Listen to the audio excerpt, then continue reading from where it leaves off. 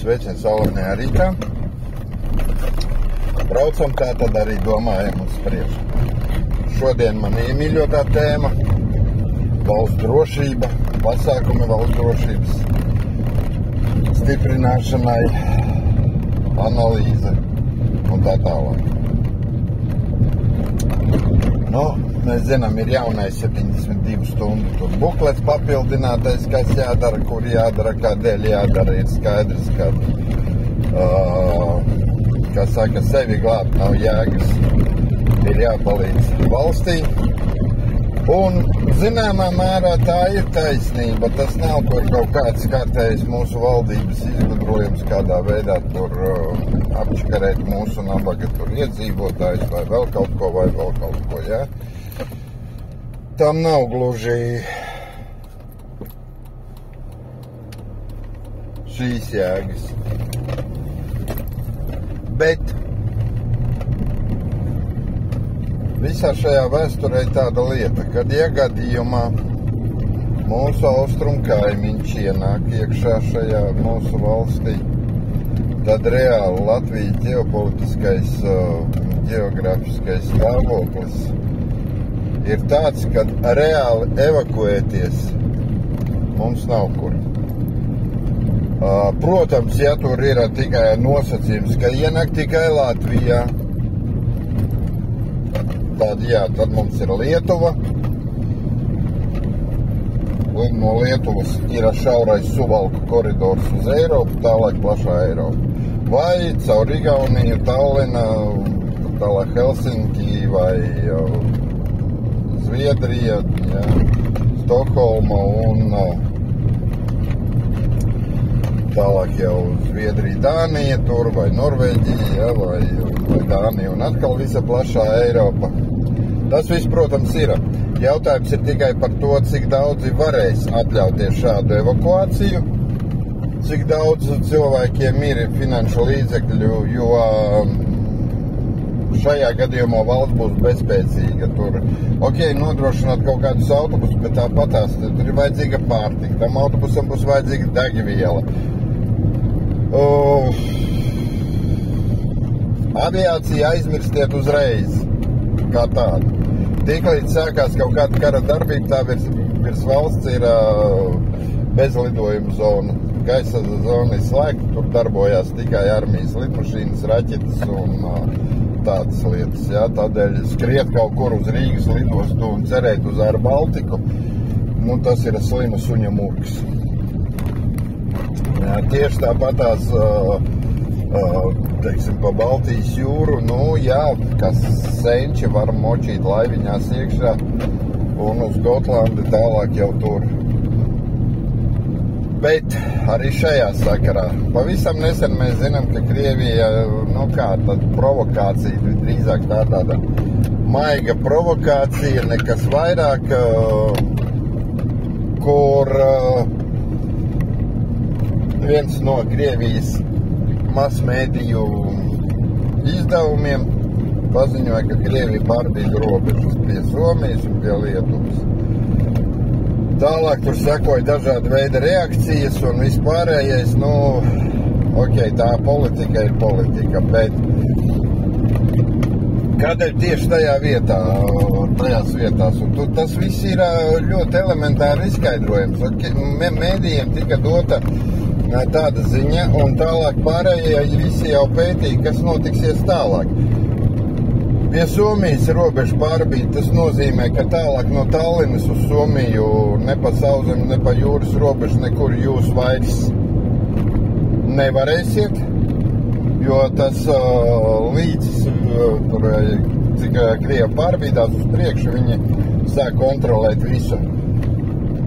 Evakuācijas zona no Igaunijas uz Somiju, Zviedriju rezultātā ir pilnībā slēgta. Pie Lietuvas, tur mēs zinām, ir Kenigsberga vai Karaļauči, un kur Krievija nelikumīgi, godīgi sakot, ir iekšā, un tur arī viņi izbīd tās robežas tālāk uz priekšu, tādā veidā liedzot Lietuvai kaut kādus jūras tālākos ceļus un reiķiniet, kad tur viņi to šaurumu, kas iet uz Gdaņsku, visu sāk kontrolēt. Jā, un, ja tur pretī reāli noliek pretī kaut kādus NATO kuģus, tad tur iet jautrības pa gaisu. Bet tās jautrības iet pa gaisu un evakuācija kā tāda neeksistē, jā. Tāpatās arī Suvalku koridors, jā, tā šaurā līnija un visu, un nav fakts, ka viņa paliks neaizskata, pie kam viņa no abām puses, no vienas puses Baltkrievija, no otras puses Krievija pilnībā var kontrolēt, šaudīt, tur viņš nav fiziski jāieņem tā, ka uz katra metra stāv Krievs zaldāts. Nē. Šī kontrola pilnīgi pietiks, ja tur izvietos artilērijas reaktīvo sistēmu un visu un ik pa laikam pa viņām bliezīs, jā, tad, protams, tur bliezīs pretī poļi, bliezīs lietuvieši, varbūt, ja viņiem vēl ir no kā, ja nav visu atdevuši. To es nezinu, tur arī, bet rezultātā Latvijā tā ģeopolitiskā situācija tāda, ka mums nav kur evakuēties, mums nav ceļu, kur evakuēties. Un līdz ar to, viss, kas mums atliek cīnīties par savu tēvu zemīti. Es vēlreiz saku par mūsu tēvu zemīti, nevis par ministriem vai deputātiem vai vēl kaut ko kā te. Es nezinu, no kurienes vispār ir pacēlies šis te idiotismas, kādēļ skola ir jāapmeklē, ja viņā nemācās. Ķeksīša pēc vai vēl kaut kas. Aizstāvēt valsti nenozīmē aizstāvēt valdību. Tas būtu jāsaprot, 3-gadīgam bērnam. Ja kam 3-gadīgs bērns noteikti to saprot. To nesaprot apmēram tie, kuriem ir no 25 līdz 40. Vot tas posms. Tā paudze ir izaugusi kaut kāda infantīla. Ne visi, negribu teikt 100%, visi ir starp viņiem daži izņēmumi. Jā, bet lielākā daļa,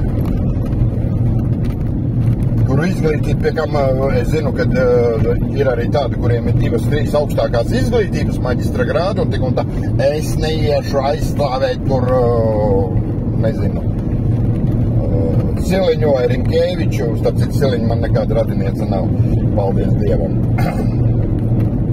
Jā, no kurienes tas idiotis, nezinu.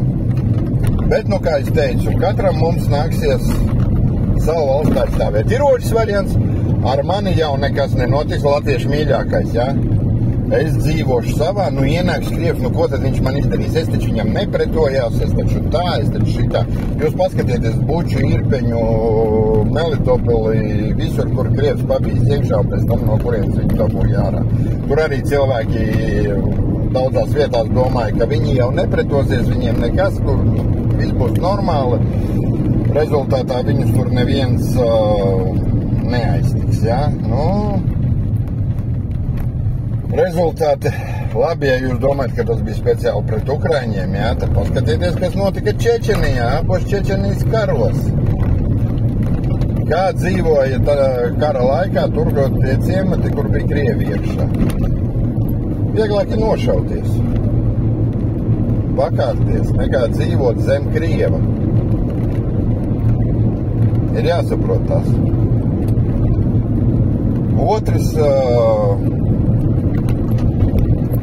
kas ir, teiksim, ko mūsu aizsardzības ministrija absolūti nedara. Ko nedara neviena ministrija, tā tālāk. Mums te ir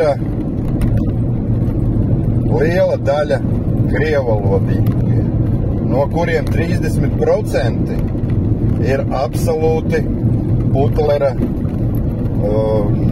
nezinu, vargi, mutei skatītāji vai vēl kaut kas, jā. Viņi sevi tur, es esmu dzīvis Latvijā, mani vecāki dzīvuši Latvijā, vecvecāki tur kaut 3. 4. paaudzē dzīvoja Latvijā. Bet ne viņš kārtīgi zina latviešu valodu, ne Latvija viņam ir tā valsts, tā dzimtene, kurā viņš dzīvo. To viņš atcerās tikai tanī brīdī, kad viņam jābļauj, kad visi latvieši ir slikti, jo visi viņam dara pāri. Ko dara pāri? To viņš pateikt nevar, jo redz Putins pateica, ka dara pāri, tā tad dara pāri. Ja? Un tad, kad viņam saka, vecīt, ja tev darītu pāri, tev nebūtu sava biznesa, kas ir daudziem, ja? Tev nebūtu vispār darba, kas ir daudziem. Tu vispār nesaņemtu nevienu kapeiku, nekādus pabalstus, ne vēl kaut ko. Tas ir tieši par tiem, es domāju, kuri te dzīvo paaudzēs jau, ja? Es nedomāju par tiem, kuri te pēc 46. ienāca, kurus atveda šeit arī ar varu. Starp citu, tos, kurus atveda ar varu, tie ir ļoti labi asimilējušies. Tie cilvēki, viņi saprot, ka viņus aizzina no savas dzimtenes, atzina uz šejieni, viņus piespied te dzīvot, un viņi bija spiesti šeit dzīvot, šeit mācīties, un viņi ir iemācījušies arī latviešu valodu, viņi sevi arī identificē. Es zinu ļoti daudzus, kuriem ir krievu uzvārds latviešīgā, ja? Krievu uzvārds, un es ar viņiem runāju un saku, kā tā sanāk, ja? Tev it kā krievu uzvārds, tev kaut kur krievu radot. Viņš saka, mēs visi it kā paši esam krievi, tikai tur vectētiņš, vecmāmiņu dzīvoja kaut kādā tur Jamalas apgabalā vai vēl kaut kur 45. 46. viņus atvedu uz šeit. Ja, viņu mazbērni šajā brīdī viņi pat viņiem, protams, pasē visur rakstīts, ka viņi latvieši, viņiem ir latviešu vārdi. Ja, ir tikai saglabājies uzvārds krievisks, ja, kuru viņi, ir, kas tad? Tas jau netraucē dzīvot, ja? Tā kā tie nav tie, teiksim, tie sliktākie. Ir liela daļa Latgalē tie, kas ir dzīvojuši vēl kopš, kuru paaudzes iet gandrīz vai kopš vēl cara Nikolaja otrām laikiem. Tie, kuriem šeit ir ļoti slikti dzīvot. Es arī, kad nesaku visi, izņēmums, ka 30% tikai, tad 70% ir normāli, bet kā 30% tie ir ar sviestu galvā, konkrētu sviestu, tur smadzeņu nav vispār ne kripatiņas. Ja? Un atcerieties, ka tie būs tie, kas gaidīja, jā, viņi pēc tam, kas sagaidīs to Krievu, viņi pēc tam paši atkodīsies, jā, tāpatās kā arī Ukrainā, tur Krievi ir atkodušies, un tagad, nezinu, tu tāpat Krima, kura tur dzieda, urā, mēs tagad Krievijā 14. gadā bļāva, jā. Tagad, mēs gribam atpakaļ Ukrainā. Lūdzu, Ukraiņi atbrīvojiet mūs, jā. Būs tieši tas pats, bet sākumā viņi būs tie, kas staigās ar pirkstu bakstīs uz jums. Tātad kaut kādā X stundā ir jāsaprot, kas ir jādara pirmais. Un kādā veidā. Un sava zeme ir jāizstāv. Ne jau deputāts vai kā zeme. Tā ir jūsu zeme. Jūs esat latvietis ar pilsonību un kā saka, ar pilsonību un izcels nacionalitāti, jūs esat latvieši tik ilgi, kamēr pastāv Latvija. Pat ja viņi ir okupēti, viņi pastāv.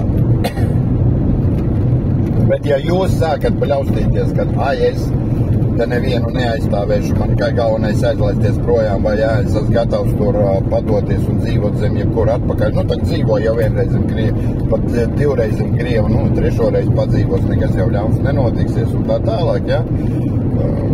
Nē, skaitiet visi, jūs sevi iztrīpojuši. Nav. Un par tādu nāciju kā Latvija, latvietis un viss iespējams, par ko es arī ļoti šaubos tādā gadījumā, mācīs tikai vēstures grāmatās, ja?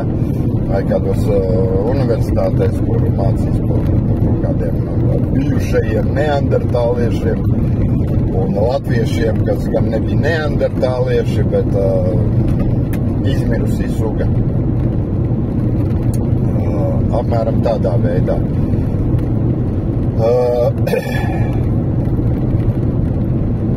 Es varbūt tā ļoti haotiski te visu stāstīt, domas pa galvu uz visām pusēm skrien.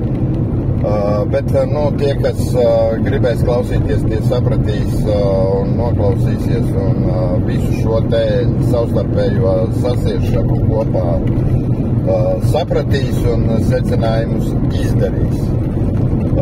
Pēdējais jautājums, vai tuvākā laikā ir gaidāms karš? Spriežot pēc visa, it kā nē. Krievim it kā no vienas puses nav šī spēka, ar ko uzbrukt, plus visam Ukrainā viņš tagad atkal ir dabūjis pāsti, bišķi, kur ir pie Harkavas, ir visur. Tā kā tie acīm redzam, tie spēki ir beigušies. Tomēr ir jāatcerās, ka Putins ir iegrūst stūrī. Un no tā stūra ārā viņš vairs netiek. Un kas notiek ar kaķēnu, kad iedzen stūrī, jūs zināt, jā, viņš pārvēršas par riebīgu tīķeri. Jā, Putlers šajā brīdī ir tieši tāpatās iedzīt stūrī, un nevelti viņš rīko šīs te taktisko kodolu ieroču mācības. Nevelti viņš tur bakstās provocē par tām robežām un skatās, kādā veidā uz to visu reaģēs. Un nav izslēgts, kad viņš vienkārši, tas tā kā poker spēlē, ir palicis pēdējais desmitnieks. Zaudēt it kā vairs nav ko, uz mājām tāpat jāiet būs ar kājām. Tā kā, all in, vai nu ir, vai nu nav. Jā, un tas biedē visvairāk, jo šī pēdējās cerības trieciens, kā es viņu saucu, viņš var notikt bez jebkādām ārējām pazīmēm. Ja, teiksim, tāds uzbrukums tur skaidrs, tur apkārt tiek savilkti kaut kādi karaspēki, tur plus mīnus notiek kaut kādas tur darbības, kustības, to visu izlūkošanu vienmēr redz un vienmēr var prognozēt, kas notiksies, kas nenotiksies. Tad šī pēdējās iespējas trieciens var notikt tik pēkšņi, kad neviens to nevarēs pamanīt laicīgi. Un te ir problēma, ka mūsu aizsardzības ministrija absolūti neko nedara tieši šajā jomā. Jā, tagad tūlīt mīnēs robežas, pretanku grāvis, iedodiet pretanku grāvi bija 43. gadā. Šodien pie inženieru tehniski, saprotiet, vienā tamī grāvī paņemiet vienu vadāmo 500 kapu, un tādī vietā tanks iet pāri, vairs nav nekāda aizsarga grāvi, nekāda aizsarga vaļņa. Tur ir viena liela tāda lēzana bedre, caur kuru izbrauc cauri ne tikai tanks, bet arī visa pārējā tehnika, jā, kas vajadzīgs. Un tas pretanku grāvis, tas ir zināmā mērā, tā ir īslaicīgā fortifikācija, kas pēc būtības aiztur uz ļoti īsu, šajā brīdī uz ļoti īsu mirkli tikai karaspēka, jā. Otrs, es tagad nestāstīšu visu, kādā veidā norisināsies viss tas karš. Visi daudz maz domājušie, paskatoties atpakaļ, paši sapratīs. Tas viss ir, un ka viss tā mūsu aizsardzības pozīcija saucamā, kas būs viņa, reāli nevelti saka, ka Latvija ir ļoti slikta. Ja Ukrainai austrumu robeža, tur vismaz pirms tam 8 gadi gāja kaut kādas kara darbības, un tur jau bija radīta aizsardzības fortifikācija un viss. Tāda mēs redzam, ka no Baltkrievijas puses, kur iebruka un gāja uz Kijevu, kur nebija šo te aizsardzības, tāda burtiski pusotras dienas laikā tā armija sasniedz to Kijevas pierobežu. Bez lielām kaujām, un tikai pēc tām tur paši Krievi izdarīja, viņi tur no visām pusēm viņi bija izdomājuši, ka viņi tā būs paši gudrākie, jā. Viņi tā ātri aiziet, to Kijevu paņems un visu viņi aizmirsa par savu aizmuguri, aizmirsa, kad triecoties no vairākām pusēm, tu sev radīja loģistikas problēmas. Tieši tas bija, kādēļ viņus pēc tam 2-3 mēnešu laikā izsvied ārā no turienes. Bet tie bija 2-3 mēneši tik un tā, jā, un mēs zinām, ka pa tiem 2-3 mēnešiem Buča, Irpeņa, tur tā šausmas, kas tur darījās, tas ir vienkārši neaprakstām. Tā kā tādas ir tās lietas. Par savu drošību domājiet un gādājiet paši, kā vien varat. tie, kas cer, ka mums ir armija, lai viņi mūs aizstāv. Mūsu armija ir tikai 5. daļa no tā, kas ir vajadzīgs, lai aizstāvētu. Tā ir miera laika armija. Kara laika armija ir visi pārējie iedzīvotāji. Tas, ka mums ir liela daļa idiotisku pacifistu, viņi pat nav pacifisti, viņi ir idiotiskie pacifisti. Kuri var tikai komentāros, būt baigi lielais čoms. Patiesībā vienu vietu noslaucīt sev nejēdz kārtīgi tīru. Tad, lūk, ir tā kā ir. Tāds garš video sanāca. Ja viss tik tā kā neielīdīs, tad to varēs redzēt YouTube'ā noteikti. Varēs apskatīt visu tiem, kas interesēsies. Un pārējiem visiem skaistas zilas debesis virs galvas, zaļu zāli zem kājām, jauku vasaru un daudz spēka.